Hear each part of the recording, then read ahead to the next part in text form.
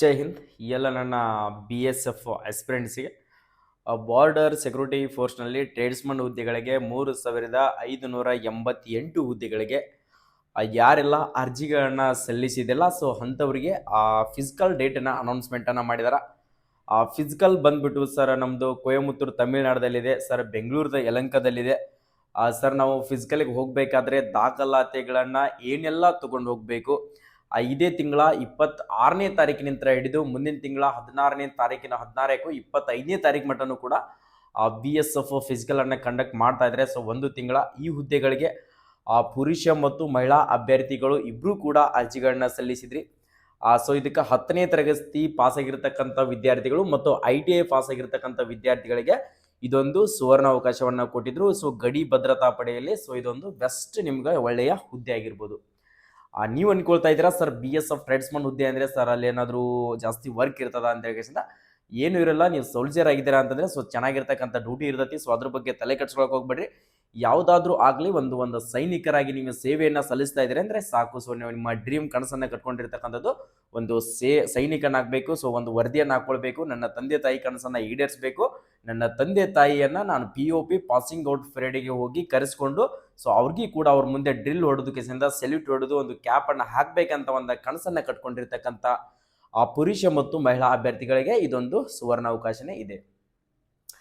Physical ಯಾರೆಲ್ಲ practice ಮಾಡ್ತಾ ಇದ್ದೀರಲ್ಲ, ಸೊ ಬಾಯ್ಸ್ಗೆ 5 ಕಿಲೋಮೀಟರ್ ಇದೆ, ಗೊತ್ತಿದೆ, ನಾನು ಇದ್ರ ಬಗ್ಗೆ ವಿಡಿಯೋಗಳನ್ನು ಮಾಡಿ ಹಾಕಿದ್ದೀನಿ. ಮಹಿಳೆಯರಿಗೆ 16 ಮೀಟರ್ ರನ್ನಿಂಗ್ ಇದೆ. ಸರ್ ಮತ್ತು ಬೆಂಗಳೂರಲ್ಲಿ ಯಾವ ಥರ ಗ್ರೌಂಡ್ ಇದೆ ಅಥವಾ ರೋಡ್ ಇದೆಯಾ ಸರ್, ಮತ್ತೆ ಅದೇ ಥರನಾಗಿ ಕೊಯಮತ್ತೂರದಲ್ಲಿ ಗ್ರೌಂಡ್ ಇದೆಯಾ ರೋಡ್ ಇದೆಯಾ, ಇದ್ರ ಬಗ್ಗೆ ಇನ್ಫಾರ್ಮೇಷನ್ ಅನ್ನ ಕೇಳ್ತಾ ಇದ್ರಿ. ಸರ್ ನಾನು ಅದ್ರ ಬಗ್ಗೆ ಇನ್ಫಾರ್ಮೇಷನ್ ಹೇಳ್ತಿರ್ತಕ್ಕಂಥದ್ದು ಏನಪ್ಪಾ ಅಂದ್ರೆ ಸೊ ಅಲ್ಲಿ ಇರ್ತಕ್ಕಂಥ ಯಾವುದು ಕೂಡ ಇನ್ಫಾರ್ಮೇಷನ್ ಇಲ್ಲ. ಯಾಕಂದ್ರೆ 2022ರಲ್ಲಿ ಕಂಡಕ್ಟ್ ಅನ್ನ ಮಾಡಿರ್ತಕ್ಕಂಥ 23, 22, 23ರಲ್ಲಿ BSF ಗೆ ಸೊ RFID ಇರಲಿಲ್ಲ. ಸೊ ಆದ ಕಾರಣಕ್ಕೋಸ್ಕರ ಅವ್ರು ಎಲ್ಲಿ ಬಿಟ್ಟರು ಕೂಡ ನಡೀತಿತ್ತು. ಈ ಸಾರಿ RFID ಮಾಡೋದ್ರಿಂದ ಸೊ ನಿಮ್ಗೆ ಈ ಥರದ ಒಂದು ಸೆನ್ಸರ್ ಅನ್ನ ಸ್ಕ್ಯಾನರ್ ಒಂದು ಬೆಲ್ಟ್ ಅನ್ನ ಕಟ್ಟಿರ್ತಾರೆ. ಸೊ ಕಾಲಿಗೆ ನಿಮ್ಮನ್ನ ಗ್ರೌಂಡಿನಲ್ಲಿ ಆದ್ರೂ ಬಿಡ್ಬೋದು, ರೋಡಿನಲ್ಲಿ ಆದ್ರೂ ಬಿಡ್ಬೋದು. ಸೊ ಅದ್ರ ಬಗ್ಗೆ ಯಾರು ಕೂಡ ತಲೆ ಕೆಡ್ಸ್ಕೊಳಕ್ ಹೋಗ್ಬೇಡ್ರಿ. ನೀವು ಪ್ರಾಕ್ಟೀಸು ರೋಡು ಮತ್ತು ಗ್ರೌಂಡು ಎರಡನ್ನೂ ಮಾಡ್ರಿ ಅಂತ ಕೇಶಂದ ನಾನು ಹೇಳ್ತಾ ಇದ್ದೀನಿ. ಸುಮ್ಮನೆ ರೋಡ್ನಲ್ಲಿ ಬಿಡ್ತಾರಾ ಸರ, ಗ್ರೌಂಡ್ನಲ್ಲಿ ಬಿಡ್ತಾರಾ ಸರ್, ಕನ್ಫ್ಯೂಷನ್ ಯಾಕೆ ಆಗ್ತಾ ಇದ್ದೀರಿ? ಎರಡರಲ್ಲಿ ಕೂಡ ಟೈಮಿಂಗ್ ಅನ್ನ ಕೊಟ್ಟರೆ ಸೊ ಅವ್ರು ಬೇಕಾದಲ್ಲಿ ಕೊಟ್ಟರು ಕೂಡ ನೀವು ರನ್ನಿಂಗ್ ಅನ್ನ ಹೊಡಿತೀರಿ. ಇನ್ನುಳಿದನ್ನ ಯಾವುದಕ್ಕೂ ಕೂಡ ತಲೆ ಕೆಡ್ಸ್ಕೊಬೇಡ್ರಿ. ನೀವೇನಾದರೂ ರೋಡ್ನಲ್ಲಿ ಪ್ರಾಕ್ಟೀಸ್ ಮಾಡಿದ್ರಪ್ಪ ಅಂದ್ರೆ ಅಲ್ಲಿ ಗ್ರೌಂಡ್ನಲ್ಲಿ ಬಿಟ್ರಪ್ಪ ಅಂದ್ರೆ ತುಂಬಾನೇ ಕಷ್ಟ ಆಗುತ್ತೆ. ಗ್ರೌಂಡ್ನಲ್ಲಿ ಪ್ರಾಕ್ಟೀಸ್ ಮಾಡಿರ್ತಕ್ಕಂಥ ರೋಡ್ನಲ್ಲಿ ಬಿಟ್ರೆ ಅದು ಕೂಡ ಕಷ್ಟನೇ ಆಗುತ್ತೆ. ಆದ ಕಾರಣಕ್ಕೋಸ್ಕರ ಎರಡರಲ್ಲಿ ಓಡಿಕೆಶಂದ ಎರಡನ್ನೂ ಪ್ರಾಕ್ಟೀಸ್ ಮಾಡ್ರಿ. ಎರಡಕ್ಕೂ ಟೈಮಿಂಗ್ ಅನ್ನ ಕೊಟ್ರಿಪ್ಪ ಅಂದ್ರೆ ಸೊ ಅವರು ಎಲ್ಲಿ ಬಿಟ್ಟರು ಕೂಡ ನೀವು ರನ್ನಿಂಗ್ ಅನ್ನ ಪಾಸ್ ಆಗ್ತೀರಾ. ಸೊ ಅದ್ರ ಬಗ್ಗೆ ತಲೆ ಕೆಡ್ಸ್ಕೊಳಕ್ ಹೋಗ್ಬೇಡ್ರಿ. ನೆಕ್ಸ್ಟ್ ಸರ್, ನಾವು ಹೋಗ್ಬೇಕಂತ ಸರ್ ಫಿಸಿಕಲ್ಗೆ ಏನೆಲ್ಲ ದಾಖಲಾತಿಗಳು ಬೇಕಾಗ್ತಾವ ಸರ್? ನಾವೀಗ ಎಂಟ್ರಿ ಅಂದ್ರೆ ಒಳಗಡೆ ಹೋಗ್ಬೇಕಾದ್ರೆ ಎಷ್ಟು ಡಾಕ್ಯುಮೆಂಟ್ಸ್ಗಳನ್ನ ತಗೊಂಡು ಹೋಗ್ಬೇಕು? ಅಡ್ಮಿಟ್ ಕಾರ್ಡ್ದಲ್ಲಿ ಕೊಟ್ಟಿರ್ತಕ್ಕಂಥ ಮಾಹಿತಿ ಪ್ರಕಾರ ನೀವು 2 ಅಡ್ಮಿಟ್ ಕಾರ್ಡನ್ನು ಈ ಅಡ್ಮಿಟ್ ಕಾರ್ಡನ್ನು ಡೌನ್ಲೋಡ್ ಅನ್ನ ಮಾಡ್ಕೊಂಡು ಹೋಗ್ಬೇಕು. ಪ್ರಿಂಟೆಡ್ ಆಗಿ ಕ್ಲಿಯರ್ ಆಗಿರ್ತಕ್ಕಂಥದ್ದನ್ನ ಈ ಅಡ್ಮಿಟ್ ಕಾರ್ಡನ್ನು ಡೌನ್ಲೋಡ್ ಅನ್ನ ಮಾಡ್ಕೊಡ್ರಿ. ಅದರ ಜೊತೆಗೆ ನಿಮ್ದು 10ನೇ ತರಗತಿ ಒರಿಜಿನಲ್ ಮಾರ್ಕ್ ಶೀಟ್ ಅಂದ್ರೆ SLC ಏನು ಕಂಪ್ಲೀಟ್ ಆಗಿರ್ತದಲ್ಲ. ಸರ್ ನಾನು ಇಂಜಿನಿಯರಿಂಗ್ ಓದ್ತಾ ಇದ್ದೀನಿ ಸರ್, ಇಂಜಿನಿಯರಿಂಗದಲ್ಲಿ ನನ್ನ ಕಾಲೇಜ್ನಲ್ಲಿ ಸರ್ಟಿಫಿಕೇಟ್ ಅನ್ನು ಇಸ್ಕೊಂಡಾರೆ SLC marks card. Next sir nursing ಓದ್ತಾ ಇದ್ದೀನಿ, ನರ್ಸಿಂಗ್ದಲ್ಲಿ ಕೂಡ ಇಸ್ಕೊಂಡಿದ್ದಾರೆ. ಆ SSLC ಮಾರ್ಕ್ಸ್ ಕಾರ್ಡನ್ನು ನಾನು ಕೇಳಿದ್ರು ವಾಪಸ್ ಕೊಡ್ತಾ ಇಲ್ಲ ಸರ್ ಅಂತಿರ್ತಕ್ಕಂಥ ವಿದ್ಯಾರ್ಥಿಗಳು ಕೂಡ ಸರ್ 3 ಲಕ್ಷ ಕಟ್ಟಿ 2 ಲಕ್ಷ ಕಟ್ಟಿ ಅಂತ ಹೇಳ್ತಿದ್ದಾರೆ ಸರ್. ಆದ ಕಾರಣಕ್ಕೋಸ್ಕರ ಆ ಸರ್ಟಿಫಿಕೇಟ್ ನಾನು ಕೊಡ್ತಾ ಇಲ್ಲ ಅಂತಿರ್ತಕ್ಕಂಥವ್ರು ಸೊ ನೀವು ಕಂಪಲ್ಸರಿಯಾಗಿ SLC ಮಾರ್ಕ್ಸ್ ಕಾರ್ಡನ್ನು ಬೇಕಾಗುತ್ತೆ. ಅಕಸ್ಮಾತ್ ನೀವೇನಾದರೂ ಡೂಪ್ಲಿಕೇಟ್ ಜೆರಾಕ್ಸ್ ಏನಾದರೂ ತೊಗೊಂಡು ಹೋದ್ರಿಯಪ್ಪ ಅಂದರೆ ನಿಮ್ಮನ್ನ ಅಲ್ಲಿ ಡಾಕ್ಯುಮೆಂಟ್ ಅಂದರೆ ಒಳಗಡೆ ಎಂಟ್ರಿ ಮಾಡೋದಿಲ್ಲ. ನಿಮ್ಗೆ ಒಳಗಡೆ ಎಂಟ್ರಿ ಮಾಡಬೇಕಾದ್ರೆ ಏನೆಲ್ಲ ಬೇಕಾಗುತ್ತೆ ಅಂದರೆ SLC ಮಾರ್ಕ್ಸ್ ಕಾರ್ಡು, ನೆಕ್ಸ್ಟ್ ನಿಮ್ಮ ಅಡ್ಮಿಟ್ ಕಾರ್ಡು, ಒಂದು ID ಪ್ರೂಫ್. ಸರ್ ನನ್ನದು SLC ಮಾರ್ಕ್ಸ್ ಕಾರ್ಡು ಮತ್ತು ಆಧಾರ್ ಕಾರ್ಡ್ನಲ್ಲಿ ಒಂದು ಸ್ವಲ್ಪ ನೇಮ್ ಚೇಂಜಸ್ ಇದೆ ಥರ ಅಂತಿರ್ತಕ್ಕಂಥವ್ರು ಕೂಡ ಅಕಸ್ಮಾತ್ ನಿಮ್ದು ಏನಾದರೂ SLC ಮಾರ್ಕ್ಸ್ ಕಾರ್ಡು ಆಧಾರ್ ಕಾರ್ಡ್ನಲ್ಲಿ ಏನಾದರೂ ನೇಮ್ ಏನಾದರೂ ಚೇಂಜಸ್ ಇತ್ತಪ್ಪ ಅಂದರೆ ನೆಕ್ಸ್ಟ್ ಉಳಿದಿರ್ತಕ್ಕಂಥದ್ದು ವೋಟರ್ ID ಇದೆ, ಅದ್ರ ಜೊತೆಗೆ ನಿಮ್ಮದು ಪ್ಯಾನ್ ಕಾರ್ಡ್ ಇದೆ, ನೆಕ್ಸ್ಟ್ ಡ್ರೈವಿಂಗ್ ಲೈಸೆನ್ಸ್. ಇದರಲ್ಲಿ ಯಾವುದಾದ್ರೂ ಒಂದು ID ಪ್ರೂಫ್ ಅನ್ನ ಕರೆಕ್ಟಾಗಿ SLC ಮಾರ್ಕ್ಸ್ ಕಾರ್ಡಿಗೆ ಮ್ಯಾಚ್ ಆಗ್ತಿರ್ತಕ್ಕಂಥದ್ದನ್ನ ಕಂಪಲ್ಸರಿಯಾಗಿ ತೊಗೊಂಡೋಗ್ರಿ. ಸರ್ ನಾವು ಜನರಲ್ ಕ್ಯಾಟಗರಿ ಅವರು ಇದ್ದೀವಿ ಸರ್, ನಮಗೆ ಕಾಸ್ಟ್ ಸರ್ಟಿಫಿಕೇಟ್ ಬೇಕಾಗುತ್ತಾ? ಸೊ ಜನರಲ್ ಕ್ಯಾಟಗರಿ ಇರ್ತಕ್ಕಂಥವ್ರಿಗೆ ಯಾವುದೇ ಥರದ ಕಾಸ್ಟ್ ಸರ್ಟಿಫಿಕೇಟ್ ಬೇಕಾಗಿರೋದಿಲ್ಲ. ಸೊ ಇಲ್ಲಿ ಬಂದ್ಬಿಟ್ಟು OBC, ಅಕಸ್ಮಾತ್ ನೀವು OBC category other backward class ಯಾರಾದರೂ ಇದ್ರಿಯಪ್ಪ ಅಂದರೆ, ನೆಕ್ಸ್ಟ್ SC ST ಕ್ಯಾಟಗರಿ ಅವರು ಇದ್ರಿ ಅಂದರೆ EWS ಆಯಿತು, ನೆಕ್ಸ್ಟ್ ಮರಾಠ ಕಾಸ್ಟ್ನವ್ರು ಯಾರಾದರೂ ಇದ್ರಿಯಪ್ಪ ಅಂದರೆ ಸೊ ನಿಮ್ಮದು ಕಡ್ಡಾಯವಾಗಿ ಸರ್ಟಿಫಿಕೇಟನ್ನು ಇಂಗ್ಲೀಷ್ನಲ್ಲಿ ಇರ್ತಕ್ಕಂಥದ್ದು ಸೆಂಟ್ರಲ್ ಗೌರ್ಮೆಂಟ್ ಅಂತ ಪಡೆದಿರ್ತಕ್ಕಂಥದ್ದು ಒರಿಜಿನಲ್ ಸರ್ಟಿಫಿಕೇಟನ್ನು ಕಂಪಲ್ಸರಿಯಾಗಿ ತೊಗೊಂಡು ಹೋಗಬೇಕಾಗತ್ತಾ. ಸೊ ಇಷ್ಟು ನಿಮ್ಮದು. ನೆಕ್ಸ್ಟ್ ಟೋಟಲಿ ನಿಮ್ಗೆ 10 ಅಂಕಿ ಪಾಸ್ಪೋರ್ಟ್ ಸೈಜ್, ರೀಸೆಂಟ್ ಆಗಿರ್ತಕ್ಕಂಥ ಪಾಸ್ಪೋರ್ಟ್ ಸೈಜ್ ಇವಾಗಲೇ ತೆಗೆಸಿರ್ತಕ್ಕಂಥದ್ದು. ಸೊ ಓಲ್ಡ್ ಇರ್ತಕ್ಕಂಥ ಫೋಟೋಸ್ಗಳನ್ನ ತೊಗೊಂಡು ಹೋಗ್ಬೇಕ್ರಿ. ರೀಸೆಂಟ್ ಆಗಿರ್ತಕ್ಕಂಥ ಈಗೇನು ತೆಗೆಸ್ಕೊಂಡು ನೀವು ಪಾಸ್ಪೋರ್ಟ್ ಸೈಜನ್ನು 8ರಿಂದ 10 ಪಾಸ್ಪೋರ್ಟ್ ಸೈಜ್ ಫೋಟೋಸ್ಗಳನ್ನು ತೊಗೊಂಡು ಹೋಗ್ರಿ ಕಡ್ಡಾಯವಾಗಿ. ನೆಕ್ಸ್ಟ್ ಸರ್ ಪ್ಯಾನ್ ಕಾರ್ಡು ಮತ್ತು ಅದೇ ತನಗೆ ಡೊಮೆನ್ಷಿಯಲ್ ಸರ್ಟಿಫಿಕೇಟ್ ಬಗ್ಗೆ ಡೌಟ್ ಇದೆ ಸರ್ ಅಂತಿರ್ತಕ್ಕಂಥವ್ರು ನನ್ನ ಪ್ರಕಾರ, ಯಾಕಂದರೆ ಯಾವ ಸ್ಟೇಟ್ನವರು, ಯಾವ ಜಿಲ್ಲೆಯವರು, ಯಾವ ತಾಲೂಕಿನವರು, ಯಾವ ಊರವರು, ಸೊ ಯಾವ ನಿಮ್ಮ ನಾಡ ಕಚೇರಿ ಬರುತ್ತೆ ಅನ್ನುವ ಕಾರಣಕ್ಕೋಸ್ಕರ ಡೊಮೆನ್ಷಿಯಲ್ ನಿವಾಸ ಪ್ರಮಾಣ ಪತ್ರ ಅಂತ ಹೇಳಿದ ಪ್ರತಿ ಡಿಫೆನ್ಸ್ ಫೋರ್ಸ್ನಲ್ಲಿ ಕಡ್ಡಾಯವಾಗಿ ಕೇಳ್ತಾರ.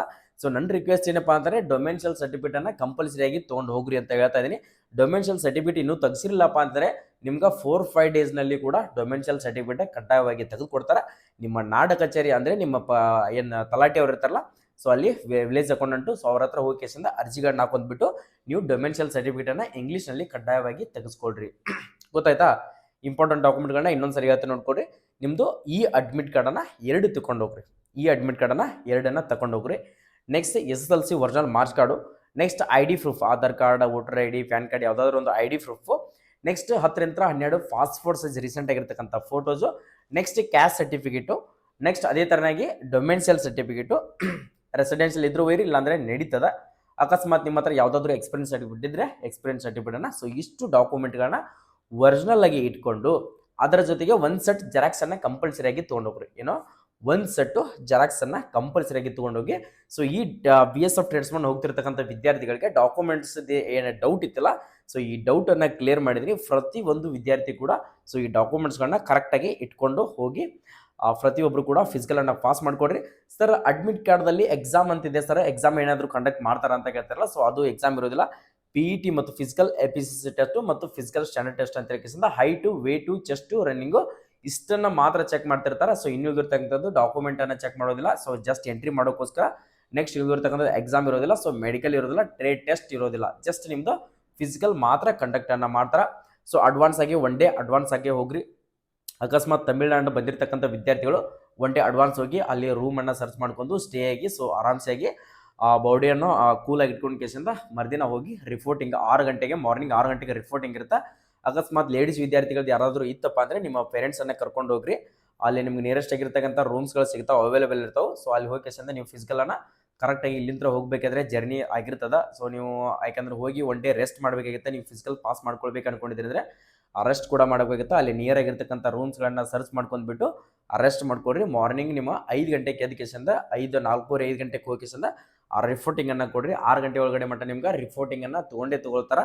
ಸೊ ಇಷ್ಟು ಡಾಕ್ಯುಮೆಂಟ್ಗಳನ್ನ ತೊಗೊಂಡು ಹೋದರೆ ಮಾತ್ರ. ಅಕಸ್ಮಾತ್ ನೀವೇನಾದರೂ ಡಾಕ್ಯುಮೆಂಟ್ಸ್ಗಳನ್ನ ಮಿಸ್ ಮಾಡಿ ಹೋದರೆ ನಿಮ್ಮನ್ನ ಡೈರೆಕ್ಟಾಗಿ ಹೊರಗಡೆ ಹಾಕ್ತಾರೆ. ಸೊ ಆದ ಕಾರಣಕ್ಕೋಸ್ಕರ ಸರ್ ಇದು ಸೆನ್ಸರ್ ಅಂದರೆ ನಿಮ್ಗೆ RFID ಮುಖಾಂತರ ಇರ್ತೈತಿ. ಸೊ ಹೈಟ್ ಕೊಡುವಾಗಾಯಿತು ಕರೆಕ್ಟಾಗಿ ಹೈಟ್ಗಳನ್ನು ಕೊಡ್ರಿ. ಅಕಸ್ಮಾತ್ ಡೌನ್ ಮಾಡಿ ಕೊಟ್ರಿ ಅಂದರೆ ಡೈರೆಕ್ಟಾಗಿ ಅದೇ ಕೌಂಟ್ ಆಗುತ್ತೆ. ನೆಕ್ಸ್ಟ್ ವೇಟ್ ಕೊಡೋದು ಕರೆಕ್ಟಾಗಿ ವೇಟನ್ನು ಕರೆಕ್ಟಾಗಿ ನಿಂತ್ಕೊಡ್ರಿ. ನೆಕ್ಸ್ಟ್ ಅದೇ ಥರನಾಗಿ ರನ್ನಿಂಗ್ ಓಡಬೇಕಾದ್ರು ಯಾವುದೇ ಥರನಂಥ ಗಾಬರಿ ಕೂಡ ಆಗಕ್ಕೆ ಹೋಗ್ಬೇಡ್ರಿ. ಸೊ ಇಷ್ಟು ಜನಗಳಿದ್ದಾರೆ, ಸೊ 400-500 ಜನಗಳನ್ನು ಒಮ್ಮೆ ರೋಡ್ನಲ್ಲಿ ಬಿಡ್ತಾರೆ. ಸೊ ಆ ಥರ ಯಾರು ಕೂಡ ಕನ್ಫ್ಯೂಷನ್ ಆಗಕ್ಕೆ ಹೋಗ್ಬೇಡ್ರಿ. ಆರಾಮ್ಸಾಗಿ ನಿಮ್ಗೆ ಅಕಸ್ಮಾತ್ ರೋಡ್ನಲ್ಲಿ ಬಿಟ್ಟರೆ ಅಂದರೆ 400 ಮೀಟರ್ ಟ್ರ್ಯಾಕ್ನಲ್ಲಿ ಗ್ರೌಂಡ್ನಲ್ಲಿ ಬಿಟ್ಟರಪ್ಪ ಅಂದರೆ 12.5 ರೌಂಡನ್ನು ಹೊಡಿಬೇಕಾಗುತ್ತೆ. 400 ಮೀಟರ್ ಟ್ರ್ಯಾಕ್ ಇತ್ತಂದರೆ ಸೊ ನೀವು ನಿಮ್ಮ ಕೌಂಟಿಂಗ್ ನಿಮಗೆ ಇರಬೇಕಾಗುತ್ತೆ. ನಾನು 26ನೇ ತಾರೀಕಿಗೆ ಫಿಸಿಕಲ್ ಸ್ಟಾರ್ಟ್ ಆಗುತ್ತೆ. ಸೊ ಅದರದ್ದೇ ಆಗಿರ್ತಕ್ಕಂಥದ್ದು ಗ್ರೌಂಡ್ ವಿಡಿಯೋಗಳನ್ನು ಎಲ್ಲೆಲ್ಲಿ ಯಾವ ಥರ ನಡೀತಾ ಇದೆ ಅಂತ ಹೇಳಿದ ಅದ್ರ ಬಗ್ಗೆ 100% ನಿಮಗೆ ಇನ್ಫಾರ್ಮೇಷನನ್ನು ತಕ್ಕೊಂಡು ಸೊ ಹೋಗಿರ್ತಕ್ಕಂಥ ನಮ್ಮ ಅಕಾಡೆಮಿ ಹತ್ರ ಹೋಗಿರ್ತಕ್ಕಂಥ ವಿದ್ಯಾರ್ಥಿಗಳನ್ನು ಸೊ ವಿಡಿಯೋಗಳನ್ನು ಮಾಡಿ ನಿಮ್ಗೆ 100% ಅದ್ರ ಬಗ್ಗೆ ಇನ್ಫಾರ್ಮೇಷನನ್ನು ಕೊಡ್ತೀನಿ ಸ್ನೇಹಿತರೆ. ಸೊ ಯಾರೂ ಕೂಡ ಭಯ ಪಟ್ಕೊಳಕ್ಕೆ ಹೋಗ್ಬೇಡ್ರಿ. ಆರಾಮ್ಸಾಗಿ ಕೂಲಾಗಿ ಫಿಸಿಕಲನ್ನು ಅಟೆಂಡ್ ಆಗ್ರಿ. ಮುಂಬರ್ತಿರ್ತಕ್ಕಂಥ ಟ್ರೇಡ್ಸ್ಮನ್ ಅದೇ ಟ್ರೇಡ್ ಟೆಸ್ಟಿಗೆ ಮತ್ತು ಎಕ್ಸಾಮಿಗೆ ತಯಾರಿನ ನಾವು ಮಾಡಿಸ್ಕೊಡ್ತೀವಿ. 100% ಅದ್ರ ಬಗ್ಗೆ ತಲೆ ಕೆಡ್ಸ್ಕೊಳಕ್ಕೆ ಹೋಗ್ಬೇಡ್ರಿ. ಇವತ್ತಿನಿಂದನೇ ಫಿಸಿಕಲ್ ಇನ್ನೂ ಪ್ರಾಕ್ಟೀಸ್ ಮಾಡಿಲ್ಲ ಸರ್ ಅಂತಂದರೆ ಇವತ್ತಿನಿಂದನೇ ಡೈಲಿ 2 ಟೈಮ್ಸ್ ಪ್ರಾಕ್ಟೀಸ್ ಮಾಡ್ಕೊಡ್ರಿ. 5 ಕಿಲೋಮೀಟರ್ 24 ನಿಮಿಷದಲ್ಲಿ ಆರಾಮ್ಸಾಗಿ ನೀವು ಓಡ್ಬೋದು. ಸೊ ಯಾವುದೇ ಭಯ ಇಲ್ಲದೇ. ಓಕೆ, ಎಲ್ಲರಿಗೂ ಕೂಡ ಆಲ್ ದಿ ಬೆಸ್ಟ್, ಒಳ್ಳೆಯದಾಗಲಿ. ನಾವು ಕೊಡ್ತಿರ್ತಕ್ಕಂಥ ಮಾಹಿತಿ ನಿಮಗೆ ಇಷ್ಟ ಆಗಿತ್ತು, ಸೊ ಹೆಲ್ಪ್ ಆಗ್ತಾ ಇತ್ತು, ಮುಂಬರುವಂಥ ಟ್ರೇಡ್ಸ್ಮನ್ ಹುದ್ದೆಗಳಿಗೆ ಯಾವುದೇ ಒಂದು ಇನ್ಫಾರ್ಮೇಷನ್ ಬೇಕಾಗಿತ್ತು, ಸೊ ಇದ್ರ ಬಗ್ಗೆ ಎಕ್ಸಾಮ್ ಆಯಿತು, ಡಾಕ್ಯುಮೆಂಟ್ಗಳಾಯಿತು, ನೆಕ್ಸ್ಟ್ ಮೆಡಿಕಲ್ ಆಯಿತು, ಟ್ರೇಡ್ ಟೆಸ್ಟ್ ಆಯಿತು, ಏನಾದರೂ ಇನ್ಫಾರ್ಮೇಷನ್ ಬೇಕಾಗಿತ್ತಂದರೆ ನಮ್ಮ ಯೂಟ್ಯೂಬ್ ಚಾನಲನ್ನು ಸ್ನೇಹಿತರೆ ಸೊ ಇವಾಗಲೇ ಕೆಳಗಡೆ ಕಾಣ್ತಿರ್ತಕ್ಕಂಥ ಸಬ್ಸ್ಕ್ರೈಬ್ ಬಟನ್ ಏನು ಕಾಣ್ತಾ ಇದೆಯಲ್ಲ, ಸೊ ಮೋಸ್ಟ್ ಇಂಪಾರ್ಟೆಂಟು ನೀವು ಸಬ್ಸ್ಕ್ರೈಬ್ ಮಾಡಿ ಇಟ್ಕೊಂಡ್ರೆ ನಾವು ಕೊಡ್ತಿರ್ತಕ್ಕಂಥ ಪ್ರತಿಯೊಂದು ಇನ್ಫಾರ್ಮೇಷನ್ ಆಗಿರಲಿ, ಸ್ಟೇಟ್ ಗೌರ್ಮೆಂಟ್ ಆಗಿರಲಿ, ಸೆಂಟ್ರಲ್ ಗೌರ್ಮೆಂಟ್ ಆಗಿರಲಿ, ಪ್ರೈವೇಟ್ ಜಾಬೇ ಕಾಲ್ಫಾರ್ಮ್ ಮಾಡಿರಲಿ, ಸರ್ ನಾನು 10th ಮುಗಿಸಿದ್ದೀನಿ, PUC ಮುಗಿಸಿದ್ದೀನಿ, ಡಿಗ್ರಿ ಮುಗಿಸಿದ್ದೀನಿ, ಯಾವುದಾದ್ರೂ ಒಂದು ಹುದ್ದೆ ಕಾಲ್ಫಾರ್ಮ್ ಆದಾಗ ಇನ್ಫಾರ್ಮೇಷನ್ ಕೊಡಿ ಅಂತ ಕೇಳ್ತಿರ್ತಕ್ಕಂಥವ್ರಿಗೆ ನಮ್ಮ SJ ಪ್ಯಾರಾಮಿಲಿಟರಿ ಅಂತ ಯೂಟ್ಯೂಬ್ ಚಾನಲ್ ಹೆಸರು ಗಳಿಸಿರ್ತಕ್ಕಂಥ ನಮ್ಮ ಕರ್ನಾಟಕದಲ್ಲಿ ಸೊ ನಿಮಗೆ ಇನ್ಫಾರ್ಮೇಷನ್ ಫ್ಯಾಕ್ಟರಿನೇ ಅನ್ಕೊಳ್ಬೋದು. ಸೊ ಪ್ರತಿಯೊಂದು ಅಪ್ಡೇಟು ಇದರಲ್ಲಿ ಸಿಗ್ತಾನೆ ಇರ್ತದೆ. ನಿಮಗೇನಾದರೂ ಡೌಟ್ ಇತ್ತು ಅಂದರೆ, ಸೊ ಏನಾದರೂ ಕನ್ಫ್ಯೂಷನ್ ಆಗ್ತಾ ಇತ್ತು ಅಂದರೆ ಪ್ರತಿಯೊಂದು ವಿದ್ಯಾರ್ಥಿ ಕೂಡ ಕಮೆಂಟ್ ಸೆಕ್ಷನಲ್ಲಿ ಕಮೆಂಟನ್ನು ಹಾಕಿ, ಸರ್ ಕಮೆಂಟಿಗೆ ರಿಪ್ಲೈ ಕೊಡಲ್ಲ ಅಂತೇಳಿ ಯಾರು ಕೂಡ ಬೇಜಾರಾಗಕ್ಕೆ ಹೋಗ್ಬಿಡಿ ಸ್ನೇಹಿತರೆ. ಸೊ ಅದ್ರದ್ದು ಕಮೆಂಟ್ಗಳನ್ನ ನೋಡಿಬಿಟ್ಟು ನಾನು ಅದ್ರ ಬಗ್ಗೆ ವಿಡಿಯೋ ಕೂಡ ಮಾಡಿ ಅಪ್ಲೋಡನ್ನು ಮಾಡ್ತೇನೆ. ಎಲ್ಲರಿಗೂ all the best, get ready to fight.